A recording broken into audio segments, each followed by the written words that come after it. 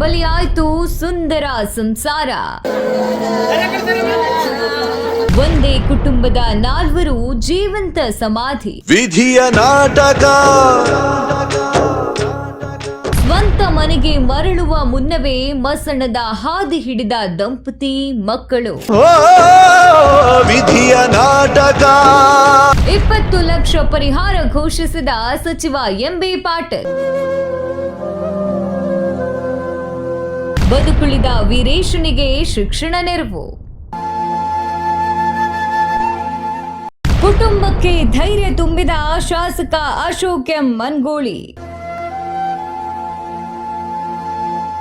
ವಿಜಯಪುರ ಜಿಲ್ಲೆಯ ಆಲಮೇಲ ತಾಲೂಕಿನ ಮೊರಟಗಿ ಗ್ರಾಮದಲ್ಲಿ ನಡೆದ ಆ ಒಂದು ಭೀಕರ ದುರಂತ ಇಡೀ ಜಿಲ್ಲೆಯನ್ನೇ ಬೆಚ್ಚಿ ಬೀಳಿಸಿದೆ. ಸುಖವಾಗಿ ನಿದ್ರಿಸ್ತಾ ಇದ್ದ ಕುಟುಂಬವನ್ನೇ ಮೃತ್ಯು ಅಟ್ಟಹಾಸಗೈದು ಹೊತ್ತೊಯ್ದಿದೆ.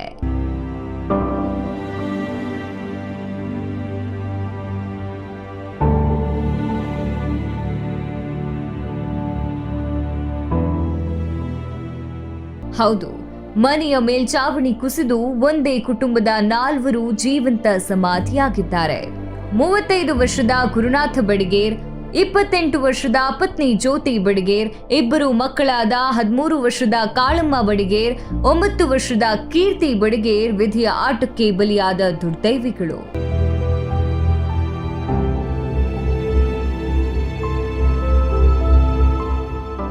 ಈ ಸುದ್ದಿ ತಿಳಿತಾ ಇದ್ದಂತೆ ಜಿಲ್ಲಾ ಉಸ್ತುವಾರಿ ಸಚಿವ ಎಂಬಿ ಪಾಟೀಲ್ರು ಶುಕ್ರವಾರ ಮೊರಟಗಿ ಗ್ರಾಮಕ್ಕೆ ಭೇಟಿ ನೀಡಿದ್ರು.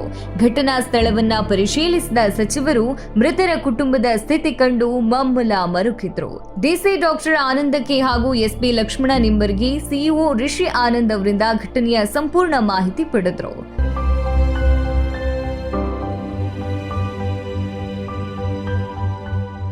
ಮೃತ ಗುರುನಾಥ್ ದಂಪತಿಗಳು ಮನೆ ದುರಸ್ತಿ ಕಾರ್ಯದ ಹಿನ್ನೆಲೆ ಬಾಡಿಗೆ ಮನೆಯಲ್ಲಿದ್ರು.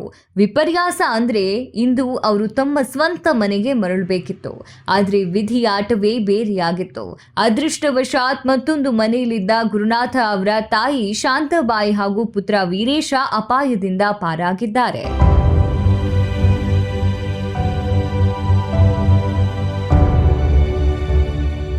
ಕಣ್ಣೀರು ಹಾಕ್ತಾ ಇದ್ದ ಶಾಂತಾಬಾಯಿ ಹಾಗೂ ಪುಟ್ಟ ಬಾಲಕ ವೀರೇಶನಿಗೆ ಸಚಿವರು ಸಾಂತ್ವನ ಹೇಳಿದ್ರು. ಅಲ್ಲದೆ ಮೃತ 4 ತಲಾ 5 ಲಕ್ಷ ರೂಪಾಯಿಯಂತೆ ಒಟ್ಟು 20 ಲಕ್ಷ ರೂಪಾಯಿ ಪರಿಹಾರ ಘೋಷಿಸಿದ್ರು. ಅನಾಥನಾದ ಬಾಲಕ ವೀರೇಶನ ಹೆಸರಿನಲ್ಲಿ ಪರಿಹಾರದ ಹಣ ಠೇವಣಿ ಇಟ್ಟು ಆತನ ವಿದ್ಯಾಭ್ಯಾಸಕ್ಕೆ ಸಂಪೂರ್ಣ ನೆರವು ನೀಡುವುದಾಗಿ ಭರವಸೆಯನ್ನ ನೀಡಿದ್ದಾರೆ.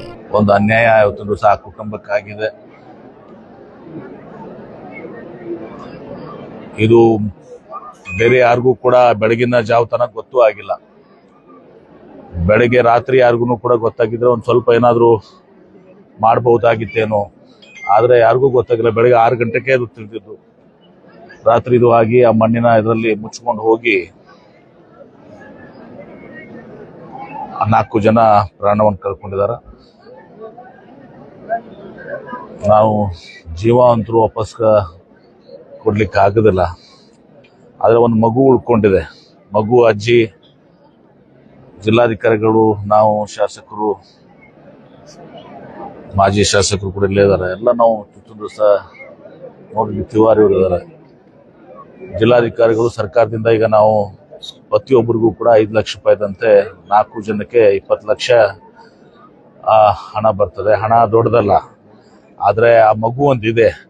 ಆ ಮಗುವನ್ನ ಮುಂದೆ ಆದ ಶಿಕ್ಷಣ, ಅವನ ಒಂದು ಬದುಕು ಇದು ಆಗಬೇಕು ಅಂಥೇಳಿ ಆ 20 ಲಕ್ಷವನ್ನ ಏನಿದೆ ಅದನ್ನ ಜಿಲ್ಲಾಧಿಕಾರಿಗಳಿಗೆ ನಾನು ಶಾಸಕರು ತಿವಾರಿ ಅವ್ರಿಗೆ ಹೇಳಿದ್ದೀನಿ.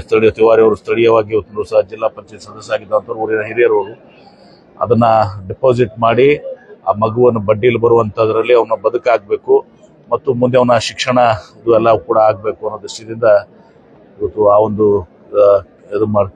ಕ್ರಮವನ್ನು ನಾವು ಕೈಗೊಳ್ಳುತ್ತೇವೆ. ಈ ಸಂದರ್ಭದಲ್ಲಿ ಸಿಂದಗಿ ಶಾಸಕ ಅಶೋಕ್ ಎಂ ಮನಗೋಳಿ, ಮಾಜಿ ಶಾಸಕ ರಮೇಶ ಹುಸನೂರು, ಜಿಲ್ಲಾ ಪಂಚಾಯತ್ ಮಾಜಿ ಸದಸ್ಯ ನರಸಿಂಗಾಸ ತಿವಾರಿ, ಮುಖಂಡ ಅಶೋಕ ವಾರದ, ಜಿಲ್ಲಾ ಆರೋಗ್ಯಾಧಿಕಾರಿ ಸಂಪತ್ ಕುಮಾರ್ ಗುಣಾರಿ, ಕಂದಾಯ, ಆರೋಗ್ಯ, ಜಿಲ್ಲಾ ಪಂಚಾಯತ್ ಹಾಗೂ ಪೊಲೀಸ್, ಅಗ್ನಿಶಾಮಕ ದಳ ಇಲಾಖೆಯ ಅಧಿಕಾರಿಗಳು ಸೇರಿದಂತೆ ಜಿಲ್ಲಾ ಮಟ್ಟದ ಅಧಿಕಾರಿಗಳು ಭಾಗವಹಿಸಿದ್ರು. ಅಕಾಲಿಕ ಗಾಳಿ ಮಳೆಗೆ ಮೊರಟಗಿ ಗ್ರಾಮದಲ್ಲಿ ಸಂಭವಿಸಿದ ದುರಂತದ ಸುದ್ದಿ ಮನಸ್ಸಿಗೆ ತೀವ್ರ ನೋವುಂಟು ಮಾಡಿದೆ. ನೊಂದ ಕುಟುಂಬಸ್ಥರನ್ನ ಭೇಟಿ ಮಾಡಿ ಸಾಂತ್ವನ ಹೇಳಿ ಧೈರ್ಯ ತುಂಬಿದ್ದೇನೆ. ಈ ಸಂಕಷ್ಟದ ಸಂದರ್ಭದಲ್ಲಿ ನಿಮ್ಮೊಂದಿಗೆ ಸದಾ ನಾವಿದ್ದೇವೆ ಅಂತ ಶಾಸಕ ಅಶೋಕ್ ಎಂ ಮನಗೂಳಿ ಧೈರ್ಯವನ್ನ ನೀಡಿದ್ರು. ತಡರಾತ್ರಿ ಅತ್ಯಂತ ಹಳೆ ಮನೆ ಕುಸಿದು 4 ಜನ ದುರ್ಮರಣ ಹೊಂದಿದ್ದು ಅತ್ಯಂತ ದುರ್ಘಟನೆ ಇವತ್ತು ನಮ್ಮ ಮೋಟಗಿ ಗ್ರಾಮದಲ್ಲಿ ಸಂಭವಿಸಿದೆ.